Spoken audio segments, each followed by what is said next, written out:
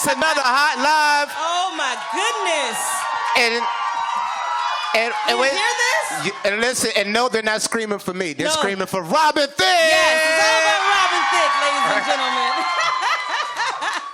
Oh my goodness. Listen, we're going to have a blast. Robin Thicke is in the building. This is our hot love. Say what's up to the people. Robin, say what's up. Oh, it's great to be here. Thank you guys.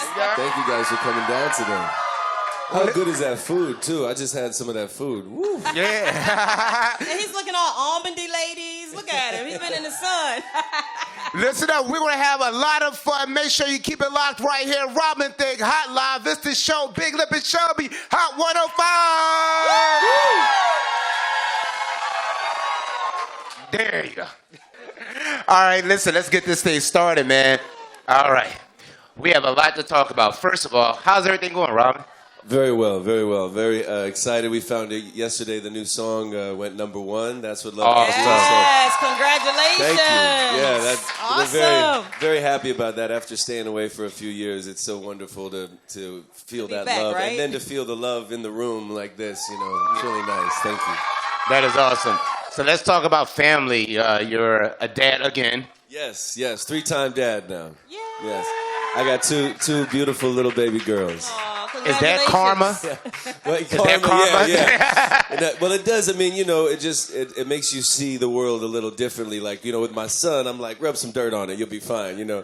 But with my little baby girls, it's like my everything, you know. You can't let the world touch her, you know. They change you. Let me tell you, girls change you. They made my girls husband definitely a sausage. change you. Absolutely. That is funny. So listen, since we're talking about the babies.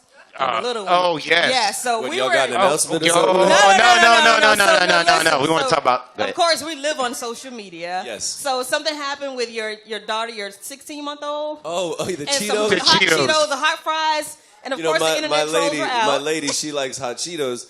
So she let the baby try, you know, a couple hot Cheetos for the first time, like 16 months, and she caught a lot of flack on social media. It was just a couple Cheetos. I mean, honestly. But it doesn't matter. I mean, in the hood, we give our kids Cheetos anyways. It ain't no big deal. No harm, no They be foul. like 3 months old eating Cheetos. It ain't no big deal. To be honest, it was only white women who got mad about it. You said it, we didn't. Right, exactly. Robin said that was that. I definitely Maybe a few pediatricians, I don't know, but you know. But I had a feeling it was them. It wasn't us. No. Like We eat Cheetos all the time. No, she eats asparagus too. You know, we mix it up. You know, Yeah, you give a variety: Cheetos, Variety, asparagus. Cheetos, asparagus, chicken, whatever. So how is it co-parenting now that you know? Of course, you moved on. You have a 9-year-old son Yes. with Paula Patton. How Yes. is it with co-parenting? It's been great, actually. You know, it's always, there's so many emotions when you first separate or divorce. You know, you're carrying all these feelings. You're not always making the least selfish choices, and it takes a little time for you to only put the child first. But her and I have realized what's most important, and we're peaking as co-parents now. He's 9, right? He's 9. He wants to be Aretha Franklin when he grows up. Wait, what? So he's the vocal side. That's different. No. Actually, when Aretha passed, I started playing her music in the house all the time. And he transferred from liking popular music or pop music into real soul singers, and now he's singing Aretha and Lauryn Hill. He memorized a few Lauryn Hill songs, Wow. like, all the raps too. He's like, the second verse is dedicated to the man. He's like, giving me the whole, he's like telling me the song. I'm like, dude, I did this 20 years ago. You know what I mean? Wow, But yeah, he's he's into soul music and he's into hip hop, and it's nice because it gives him and I a lot to relate to over music. So did you like push him in that direction, or is that something he was just like he had the bug just No, naturally? I think, well, you know, I come from 6 generations of musicians, family singers and saxophone players and trumpet players. So music is very natural in my family. And I think, you know when I saw my mother was a singer also, and when I was a young boy and saw her on stage singing, it's natural to get that bug, you know. And then when he started singing and other people go, wow, you sound so great, that type of attention is addictive, you know. Yeah. So now the good thing is he's not just singing for attention, he's singing from his heart, and he's writing his own songs. Wow. His first Already? song, his first song for his talent show that he wrote this year was called "God Hold Me Tight." Wow. And it's about God hold me tight, tell me everything's gonna be all right, that kind of Starting thing. out right. Starting out the right way. Yeah, it's really just about encouraging them to do things they love. Definitely. And making sure he's having fun, And speaking of family of entertainers and writers, I was reading somewhere that your mom or someone else in your family wrote a couple of theme songs for some sitcoms or something. Yes, like that, right? when my mother and father were married, they wrote a few songs like that. They wrote The Facts of Life together, Okay. and my mom is the singer of Facts of Yeah, Life. wow. She's the one Really? singing. Yeah. You take the Well, good, you take the good, you take the bad. That's It's the Mama. facts of life. Okay. That's Mama. The Love you, Mama. millennials don't understand. The millennials don't understand. And my dad sang the theme song to Different Strokes. He wrote Different Strokes and sang Different Strokes. Yeah, you can hear if you can hear my voice, my dad's voice a little bit. Different strokes it takes. It's like right Yes. to rule the world. That's my dad. Wow, Right, yeah. who knew? Oh, no. I didn't know he sang. I know he was an actor. But I Yeah, didn't know well, sang. he was when he grew up in a small mining town in northern Canada, so he just wanted to be in Hollywood. He learned to play some guitar, he learned to tell some jokes, he learned to sing a few songs. He just knew he was going to end up in Hollywood and not northern Canada. Wow. So you started very, very young. I did. How old were you when you first started playing the piano? Well, I took a couple lessons when I was around 10 or 11, and then about a year later, I just started teaching myself to play because I didn't really get into the lessons. I started learning or teaching myself to play the songs on the radio. And I remember one of them was like, wherever you go, whatever you do, I will be right here. It's pretty easy to play on piano, so that was one of the first songs. The first difficult song that I learned to play a few years later was Brian McKnight's One Last Cry. Now, there's a lot of jazz chords and a lot of interesting chords in that song, so once I learned that, I wrote about 10 songs just off of the chords I learned in that song. And coincidentally, after I learned that, about a year later, Brian McKnight heard my demo and signed me to a record deal. Wow. How old were you? I was 15, and so I was Brian McWhite. I was Brian McWhite for a couple years there.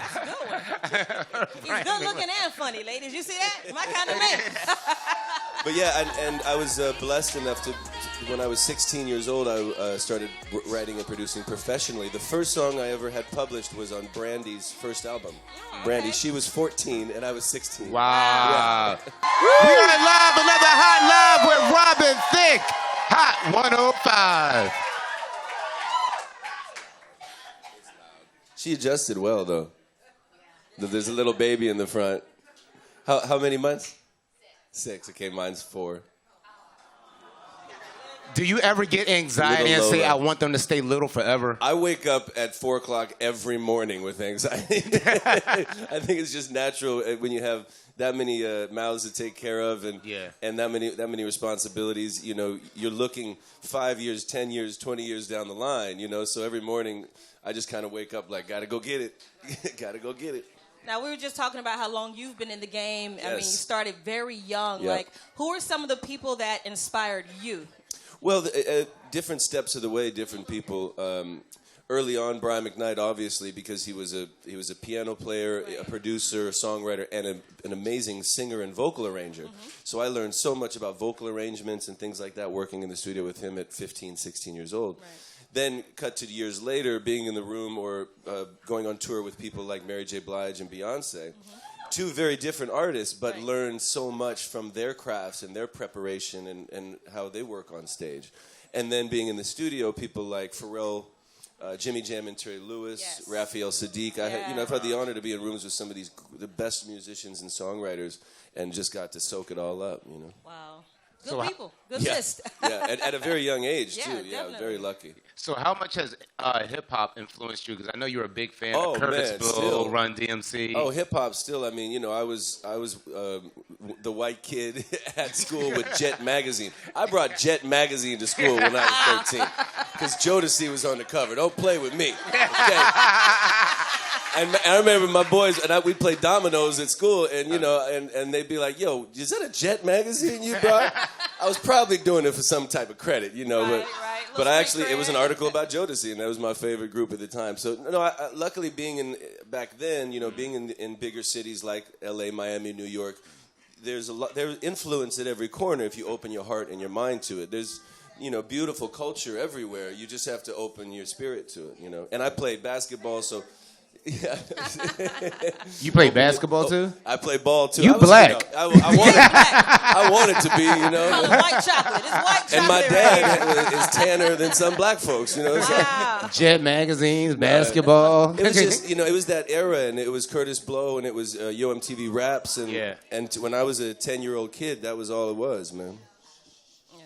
And even now today, as we've seen, luckily that hip hop culture has taken over the world, and people are getting their due. They're getting their paychecks they've always deserved, and to see what Jay-Z's created, and now Meek Mill is a co-owner of Lids, and all these wonderful things that people are becoming owners instead of workers, Right. And that's really what it's all about. Yeah. Going back to playing ball now, I read somewhere that you were recently playing volleyball with your good friend Leonardo DiCaprio, and you smacked him in the face with the volleyball. Is that what happened? No. He got Who did it? He got caught trying to do a backwards over the head shot and hit himself in the face, and the glasses came off. Blame the victim. He did it himself. He just got up like, that was so embarrassing. I'm sorry.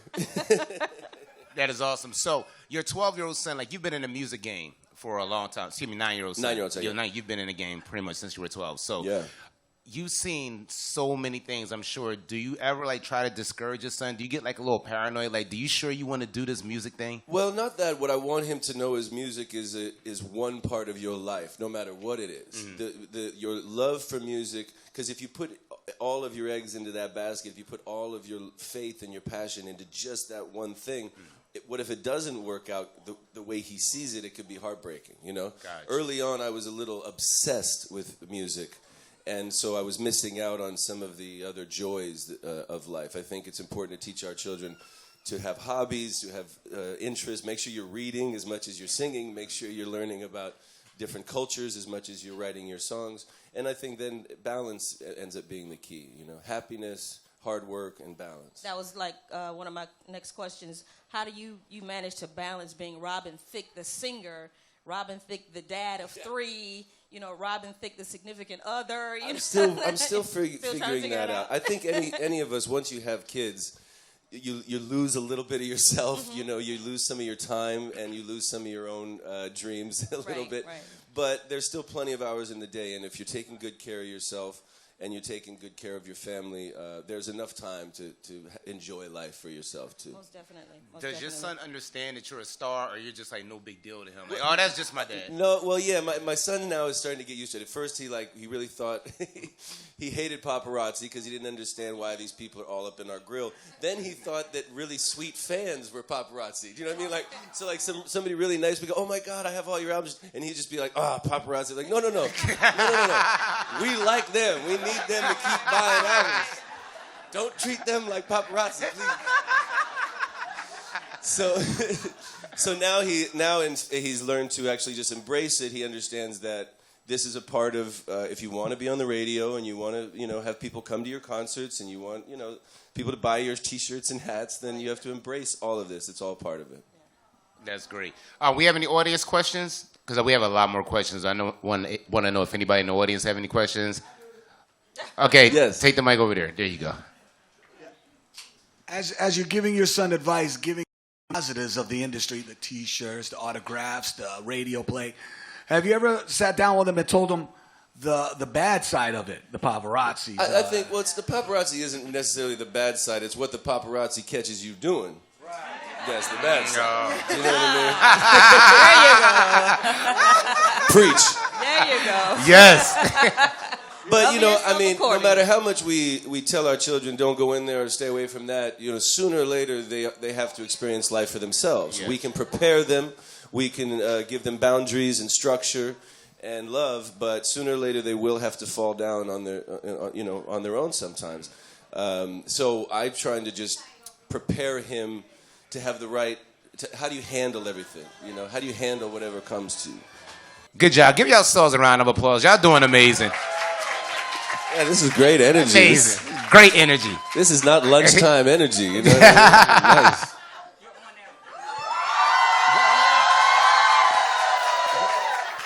All right, so Robin, well, first and foremost, we have a piano here. We want to know if you would think about playing for us a little bit later. Y'all gotta let me know. I would have warmed up a little bit. I took the red eye flu, but I will because the song went number one. Oh, and it's because of all of y'all. Oh, do y'all have a chair? Just for you, Robin. Do you have a mic stand, or do I gotta? We'll let you warm up and everything. We're not going to. No, but I can't play with one hand. Princess. Princess, one kiss at the perfect moment. Bruises start to heal, babe. Ooh, that's what love can do. It's not what love won't do. Ooh, that's what love can do. Oh, I'll tell you what you do to me. Every day I find something else that makes me believe. 'Cause that's what love can do. Baby, that's what love can do right away.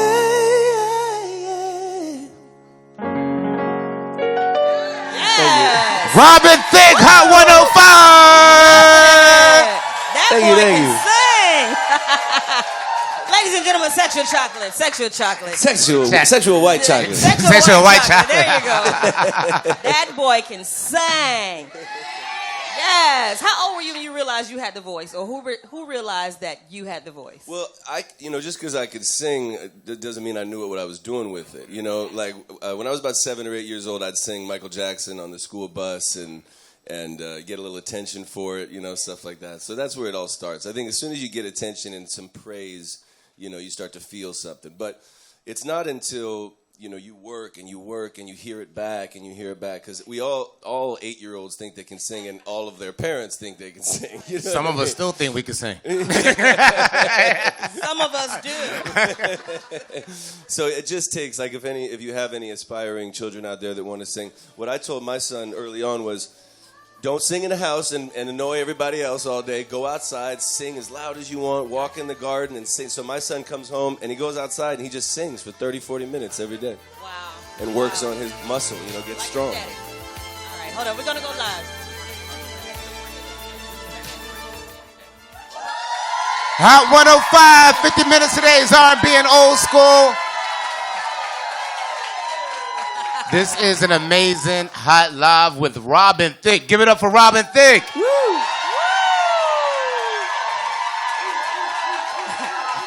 Wow. And you know what? This is one of those things where if you weren't lucky enough to win tickets, it's kind of like, I feel a little sad for those who aren't here. Yeah, right. Because he just got on the piano and he gave us a little bit of his new single, That's What Love Can Do, and it was amazing. Right, ladies? Thank you. So what was your inspiration for that song?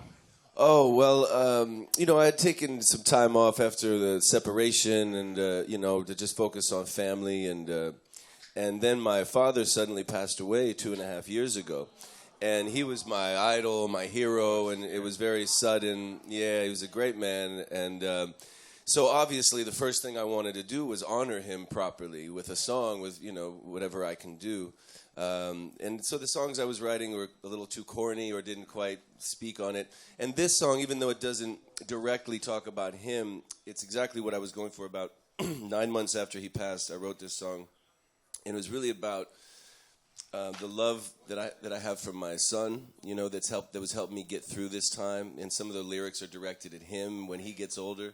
And it was the love of God, needing God to get through these times, and refocusing my spiritual energy the right way, And then I was lucky enough to fall, in love with a young woman, April, and then we started a new family.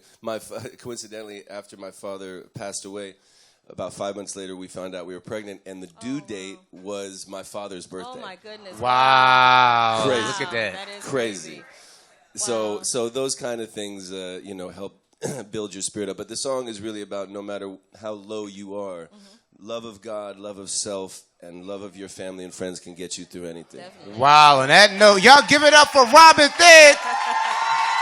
Hot 105. It was a strange years in a row. I got separated. I got sued, and 1 year after the other, separated, sued. My father died. My manager died, and then my house burned down. Your house, yeah. 5 years in a row. So this 5 years. When you go through. So it's really nice to have a #1 song right now. Most definitely.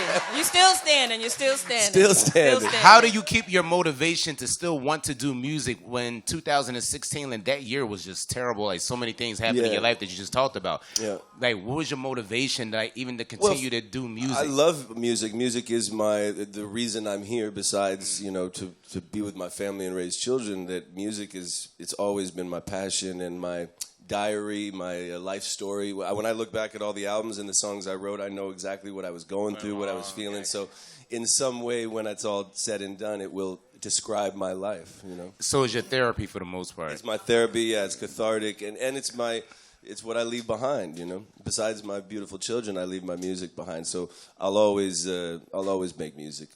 You've had a lot of songs. Yeah. You've had a lot of songs. Do you have a favorite? Do I have a favorite? Yeah, do you have? Oh, that's so hard. Different songs at different times. They're in my all life. your babies, right? Yeah. Right now, I would say this new song is my favorite because when I wrote it, I got that feeling. I felt like, oh, this is something special. It made me cry. It gave me something really important and helped me get through that. And now that it's becoming popular and I'm getting all these texts or DMs or all these people hitting me up saying, I'm going through the toughest time in my life and this song is helping me. I'm going through a breakup and this song, my father just passed and this song is helping me. And that's what the beauty of art is when you share your soul and bury your soul and it connects with other people and we walk together somehow, So did you ever have like that one song that you really wasn't crazy about and everyone liked it and you were like, why do y'all like this song? I'm not even that crazy about it. Not really, just because when you first make a song, that's the most exciting time. That first night, that first week or whatever it is, that's when it's most exciting. After that, it might get there might be a song or two that I wasn't as excited performing repeatedly. But I don't know. I'm very blessed, and I love what I do. And every time, like if I sing "Lost Without You," every time that guitar part starts and people get all excited, it's just y'all like that one. Y'all like "Lost Without You"? I don't know. That's a fave. You getting some more pressure? More pressure. That's the magic. That's why we listen to music, is to be taken away from our regular day. Look. Are you stressed out, uptight, overworked, wound up? Unleash what you got. Let's explore your naughty side. Man, let me tell you. I know when you was in school, girls had you singing at lunchtime all the time, didn't they? That song is actually a good story. I actually wrote that literally. I was on the phone with Paula, and I was at the studio, and I'm on the phone with Paula, and I said, how you doing, baby? And she says, oh, my God, I'm just so stressed out and overworked, and I need a foot rub, and I'm this, and that. I went in the studio and was like, stressed out, uptight. Yeah, right away, first day. Inspiration, motivation, right there on the other end of the phone. That is amazing. Let's go back and talk about the Blurred Line situation, because I know that was a long, drawn-out process. Yeah. But it was one of your biggest songs. One of my biggest songs, one of my biggest idols. Right, you know what I mean? It's all a mess. Yeah, so when it all came about, like, what were your initial thoughts? Like, wait, well, Pharrell and I are we want to be original. We want to, the great thing about being a creative person is you can create something that has never been made before and couldn't be made without you. That song "Blurred Lines," if Pharrell and I aren't there, it doesn't happen. Right. And we spend so many years trying to make something that touches people that much. So you hate to have any negativity surrounding something that should have been so positive for everybody. But that's years and years ago, and I got diapers to change. I ain't got no time to worry about that. They moving on. Moving on. Who wants breakfast? Did you expect Blurred Lines to be that big of a hit? 16 weeks? I don't think anything. Yeah, you don't plan on 15, 16 million sold, but it was definitely. It was a long time coming, let's say. For me, I'd been in the business for 20 years making records professionally before I had a worldwide #1 smash like that. So it was a long time coming and very appreciated. Speaking of worldwide, I know you've been around the world. What's the craziest thing that ever happened to you while you were out on tour? Oh, well, I Or don't from know a fan or anything? Crazy. No, I do remember I fell off a stage, like a 10-foot stage once.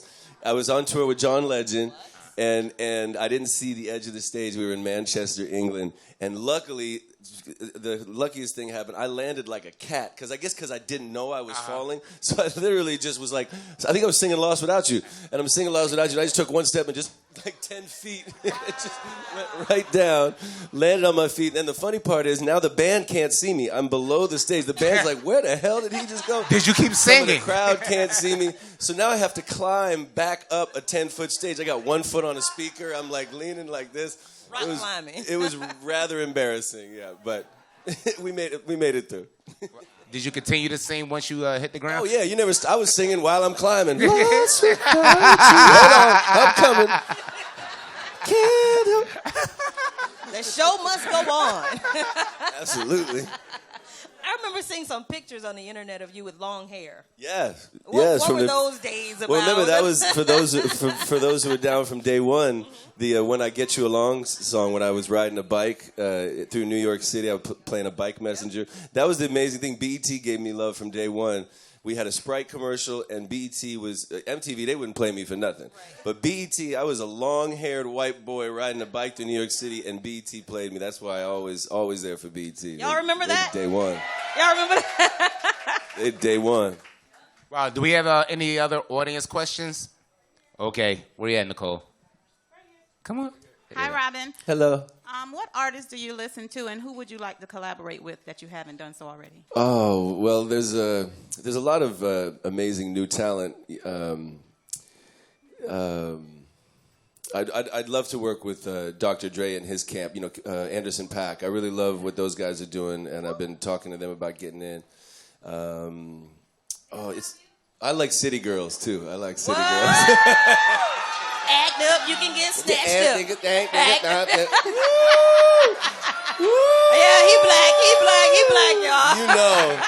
y'all. As soon as that record starts, I can. Act up, you can get snatched up. I bet y'all know the words to it, don't you? I can't say none of the words, but that song be going. Anyone have a question over here? I think we have another question, babe. Who else has a question? Up here, Nicole. Over here in the corner. Keep your hands up. Keep your hands up. Like we in school. Keep your hands up. You just bypassed that program. Gotta screen these questions. I don't know my name. My name is Tanya. Welcome to Tanya. Florida. And my question is, what is your favorite holiday?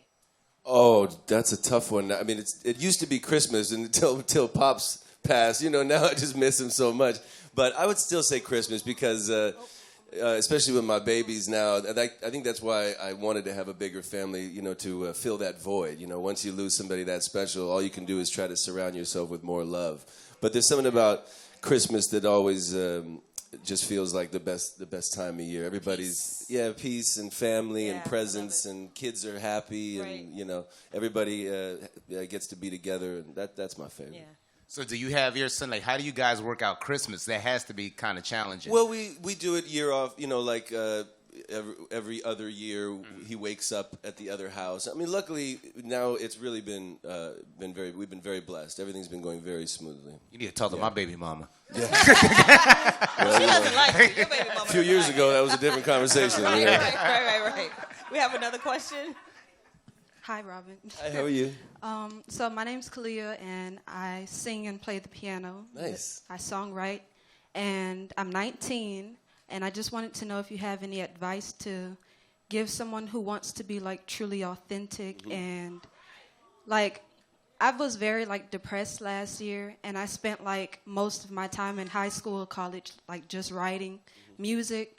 And a lot of people seem to relate to it, but I guess this fantasy of wanting to be a celebrity, I don't want to present myself when, I have a lot of people come up to me who want me to, be signed in different things, but everyone wants to change something. Right. So what advice can you give? Well, a few things there. Number one, when you're going through those tough times emotionally, when you feel depressed, when you feel a disconnect, we have to learn to use negativity as fuel as much as we use positivity. In fact, especially when you're in an artistic situation, and finding yourself and being authentic, that's all up to you. your authenticity is up to you. Now, I was lucky enough to find a mentor in Andre Harrell when I was about 21, 22 years. When I was 15, I got signed by Brian McKnight. I did an album. They shelved it. It wasn't very good. So imagine here I am. I'm like 19. I'm writing songs and producing for a bunch of other people, but my career doesn't look like it's going anywhere. And so I started to dedicate myself only to my music. I stopped writing for other people when I was about 21. I met Andre Harrell, who was the founder of Uptown Records. He signed Jodeci, Mary J. Blige, Puff Daddy, all those. So when I met him, what I loved about him was he was trying to change me. He wanted me to lose weight. I was about 30, 40 pounds overweight. He wanted me to find a visual identity, clothing and style that matched the kind of music that I was making. So I think the key is you do have to find somebody or a team that you really do trust and believe. Not everybody's going to have the best advice for you, but changing and growing can be the same thing. They don't have to change you, but they can help you grow into the artist you want to be. Maybe they'll find a new hairstyle that you'll end up loving more than the one you have. Maybe they'll find, little things here and there, but the music and the authenticity is in your words, it's in your voice, and it's in your spirit, and nobody can touch that or change that. Great question. Stay inspired. Seriously, that was a really good question. Yeah. Hi, Rob. I was just wondering if you're going on tour soon, or I'm sorry? Are you going on tour? On tour, you know what? I'm gonna wait until next year. I'm doing like some spot dates and some radio shows and stuff like that. But because of the two little girls, I want them both to be walking and settled a little bit before Daddy runs off for tour. And Mama's, she's got a lot going on right now. Right, that's that balance we were just talking about. Yeah. I'm in no. Oh, and luckily, because of this Masked Singer, has anybody seen the Masked Singer show? This show on Fox. Yeah. So we're doing back-to-back seasons of that shooting in Los Angeles. So that'll keep me busy for a minute. How was that? Did you buy into the idea when they first pitched it to you when you first found out about it? I did, because it was a comedy-based show. A lot of these, The Voice and American Idol, they're very serious about young artists coming of age or getting their shot. Where this is about celebrities in crazy masks, and we're trying to figure out who it is. Yeah. So, and knowing that Dr. Ken and guys like that, it was just a love fest. It's just been a funny show, a great time. Amazing. Well, I didn't buy into it. I'm going to be honest with you. I was like, what the hell is this? Why are they singing it grew in masks? on me. Y'all did too. I was like, what is going on with this? I know. I did watch it. It grew on me, though. Exactly. Yeah. And then it ended up being the number. It was bigger than The Voice, bigger than American Idol. We caught a hit. So I'm like, put me in the chair and pay me. I know, that's right. I'll just wear a suit and try to figure out who it is. Right. Hey, Robin, how are you? How are you? My name is Vashti Josie, a huge fan of you and your dad. And I just wanted to find out, how was it growing up in a Thicke household with your dad, the family? Well, he was pretty much the guy you saw in Growing Pains. Very loving, very funny, and but also there was a few years there after him and my mom got divorced, where he was Playboy number one. He was like, like Pops had fun for a minute there, because he was, he hosted all of these Miss America pageants, Miss USA pageants. So he was on the low. He was pimping out there. You know what I mean? But no, the great thing about him is everywhere I go now, everybody that he worked with, from any set he was on, and now anywhere I go, I meet the same people that he worked with, and they all just have the nicest things to say about him. He really did lead by example. He was kind to everybody in the room, treated everybody equally, and always had a couple jokes in his pocket ready to throw at you. So he was Mr. Charming. I try to be anywhere near as charming as him.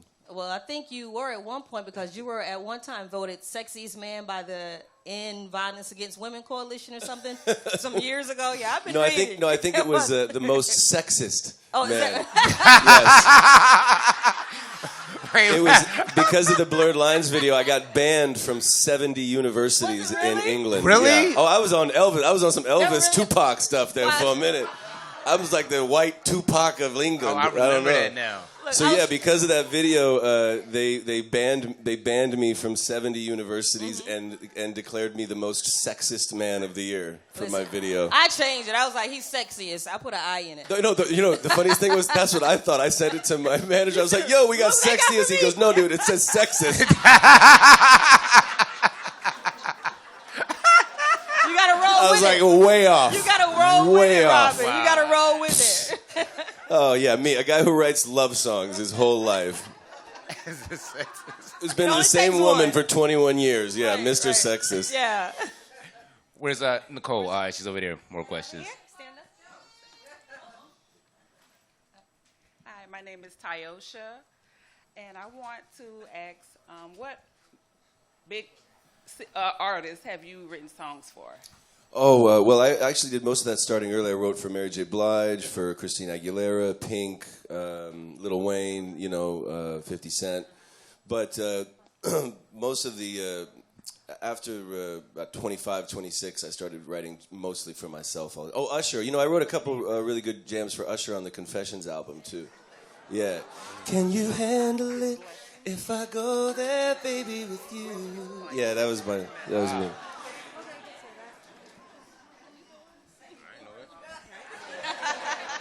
I think they want you to sing some more, Robin. I'm just saying. That'll be $20. I got it. You got Cash App? I'll take cashier's checks. Hi, Robin. My name is Charlotte. Hey. And the question I have for you, as I listened to you speak, you spoke of your blessings.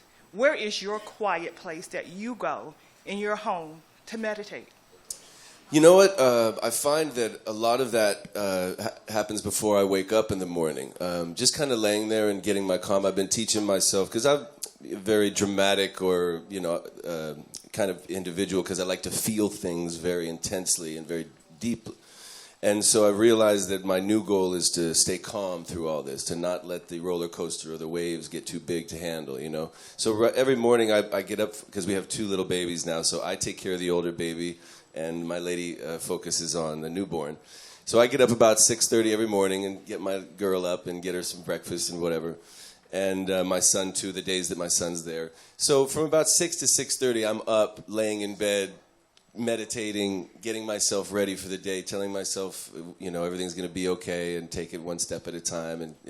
And I think that's really what we forget, is we look too far ahead, we look too far back. Staying in the moment is very important. And keeping our calm through the ups and downs. That's what I'm teaching myself now. Stay calm. Just stay calm. And sometimes I smoke a joint, outside. That's my other quiet place. Y'all go inside. I'll be out there for a minute.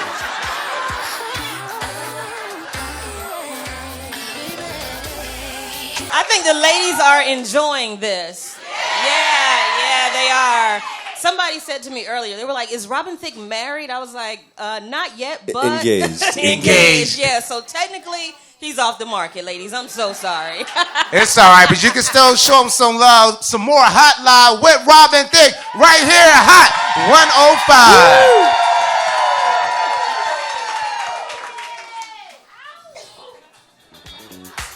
Good job. All right, next question. Hi, Robin. My name is Nikitres, and I'd like to know... Wait, kill the music. Thank you. All right. Oh, thank you. Hi, Robin. My name is Nikitres, Hey. and I'd like to know, if you weren't a singer, what other career would you be involved in? You know what? I never used to be able to answer this question, and now I realize I'd be a teacher of some sort. I love children. I have the patience. I don't have the patience for adults, but I do have the patience for children. I love to teach. I love to over-talk and over-explain. So I think my joy of teaching my son, has made me want to be a teacher. Do you help your son with homework? Oh yeah, no, my son is like the best album I'll ever make. You know what I mean? Like, I put more energy and focus into that. A few years ago, when Paul and I were having some difficulties in the separation, I let the nanny go, and I did everything myself for a year and a half for him. I took him to school every day, made every meal, picked him up every day. I did it all myself. Wow, you don't look at your son's homework like, I don't understand this. 'Cause Not I went through it. Not yet. Luckily, I think in about 1 or 2 more years, it's on. We need a tutor. He's in the 3rd grade now, right? He's in 3rd grade, so I was pretty good at math. So that math was my best subject, so I can help him a little bit longer on math. Oh, wait till the 5th grade. Everything changes. It's all over. Yeah, it's all over. After geometry I'm done. Yeah. That's funny. I've never been the one for homework. So let me... You said 50 is last break. So let's go here recently. I also saw that John B. said that early on he felt threatened by you. You know, I guess with you coming into the game, about and this. him being the white boy at the time. You know, Well, him and I met a few months ago. We did a festival together, and he was such a sweet guy. And I didn't really know much about him, but he hit a few years. He hit about 10 years earlier than I did, because I didn't really hit with Lost Without You until I was 30 years old, pretty much. Right. So he might have heard about me or something like that, but I didn't have any real heat on the radio. Right. Till much later. Weren't you guys signed to the same label? No, I don't think so. Okay. No. Okay. He was signed to Babyface. Okay. And then, you know what? I see why. Because when I did get my deal, when I was about 24, I went to Interscope Records and I started a label with Babyface and Andre Harrell. The three of us started a label together, and so that might have been, I think that's what it was. Yeah, I'd feel some type of way about that. Yeah, but it was all positive. It was all love. Oh no, he's a very sweet man. Very awesome. sweet man. That's good. That's good. Nicole, you have another question over here? There you go. All right. Hello, Robin. Hello. My name is Jackie. Hey, Jackie. I just wanted to know, where's your best vacation spot? It looks like you have an awesome tan. Well, I live in Malibu, so I get to. I like playing tennis out in the sun. That's where I get my little color. But I like a lot of different spots. I just love beach spots. Miami. I came here for 6 years in a row for New Year's Eve, so Miami's definitely one of my. I can't stay here for more than like 48 hours though. Woo-hoo! Woo-hoo! Get me out. Too many sexy people in Miami. But no, I love beach vacations. I was lucky enough to go to Bali a couple years ago with my son and my lady, and we believe that's where we conceived our daughter, was in Bali. Wow. We're pretty sure. Gotta do the math. Do the math. We're pretty sure it was Bali. Oh, and my son Julian was conceived in Miami. That's right. I forgot. Yeah, my son was conceived here in Miami. Wow. It'll do it. So you see what happens when I go to the beach. You know what I mean? Keep me away from the beach. Yes. Wait, somebody else have another question? Nicole, over here. I think we can probably hear him, Nicole. Yeah, give it up for Nicole. Go ahead, Nicole. Yay. Such an amazing worker. Hi, my name is Xavier, and hey, buddy. Hi, Robin. But I'm a church person, and I want to know: do you believe in God? Oh yes, I pray every morning and every night. I didn't grow up in my family. We weren't a Sunday church service type of family. Probably because the white churches are not nearly as much fun. You know what I mean? I've sung in Baptist churches, and I mean it's a whole different experience. Yeah. I've been wanting to go to Kanye's Sunday service that he's been doing. Oh. What do y'all think about that? Y'all think that's crazy? That's crazy? It's not real? If I want to go to hell. You don't... Yeah. Oh, you stupid. You stupid. You don't think they're getting the same God? No. No, that's There's Jesus. some old satanic verses going on over there? No, there's a difference between Jesus and Jesus. Just a little. We're not taking those chances. But no, I teach my son spirituality, and the connection to God is real, absolutely. And every night we pray, and we're grateful for a house, the roof over our heads, food on the table, health in our bodies, everything. My favorite what? Favorite team. Your favorite team. Oh, football? Well, I'm Rams now because we finally got a team back in L.A. I'm born and raised in L.A., so big Rams fan. But Lakers, yeah, I'm a Lakers man too, growing up there. y'all need a rebirth out here. Yeah, we're working on it. The heat is cold. Y'all had a minute. Y'all had a good decade. All right, we have another question. We have one more question. Oh, actually two more. Hi, Robin. Hello. My name's Desiree. I'm a little nervous, sorry. I just wanted to ask if, I know they spoke about who would you collaborate with, but I want to know who you would collaborate with if you could, with somebody that has already passed that you weren't able to. Oh, wow. Well, I have a story. When Michael Jackson passed away, I actually wrote a song for Michael Jackson too that he cut on his History album. Yeah, it's actually pretty cool. It's me singing the chorus and it's him doing all the ad libs and singing the verses. Wow. So it's kind of a duet. It's as close as I could get to a duet with Michael Jackson. But when he passed away, he was starting his O2 Arena tour in London, and I was opening up for him for 2 shows, July 12th and July 14th. Wow. My family, my father, I was already booking his tickets. My Canadian family, they were all going to fly out there to see the concert, so that would have been a pretty special moment. Obviously, Michael, Marvin, Otis Redding, Sam Cooke, those kind of cats. Yeah. Luther, yeah. Well, Luther's a little more, he's smooth and sweet. I'm kind of more of an Otis. I like to get up into that. You know what I mean? I'm getting up into that region. That's funny. How much time we got? You know what?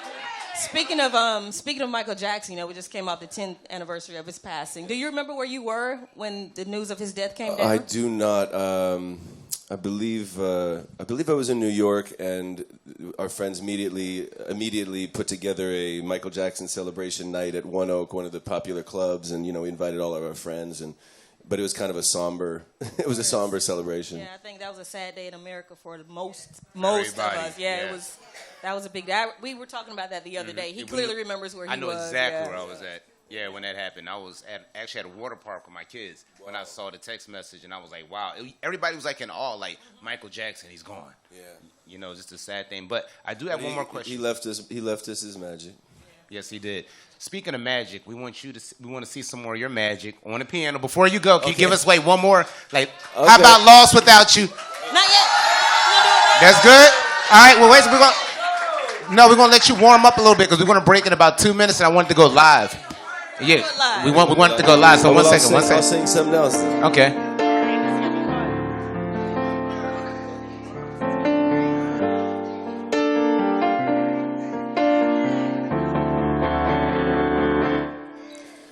Oh, settle down, love, for a minute.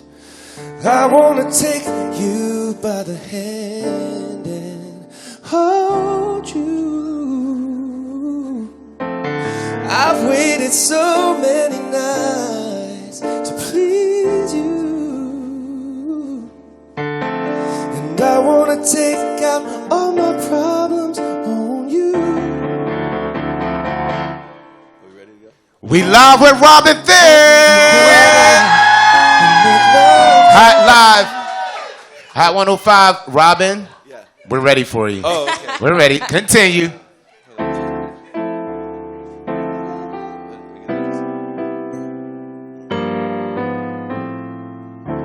I'm lost without you. I can't help myself. How does it feel to know that I love you, baby? I'm lost without you. I can't help myself.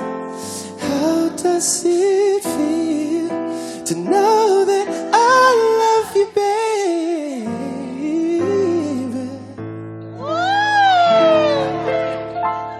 Y'all give it up for Robin Thicke. So listen. Hot 105.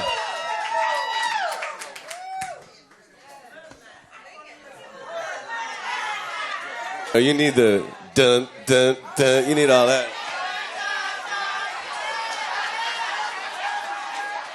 He's silly.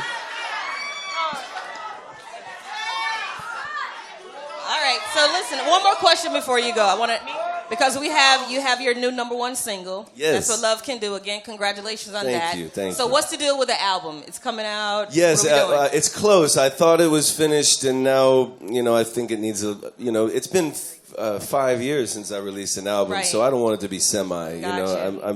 I feel like I'm still a couple songs away from the full story. All right, still uploading. Still There you uploading go. a few. All right, we'll yeah, take really that. close though. Really We'll close. take that. All right, Robin. Well, first of all, we want to thank you so much for coming out. You've been amazing. Thank you all. And and despite your superstardom, we don't always see a lot of humble artists. You're extremely humble. Extremely humble. Very grateful to do what I love, and hearing the real people. This is what it's all about. To feel this love. Thank you for this love. We have the best I leave here with a big smile on my face. Thank you. Woo! Ladies and gentlemen, give it up again for Robin Thicke. Yeah. We have the most amazing listeners and family. Thank you all for coming. You really do. I wish That I was could fun, take right? y'all everywhere I go.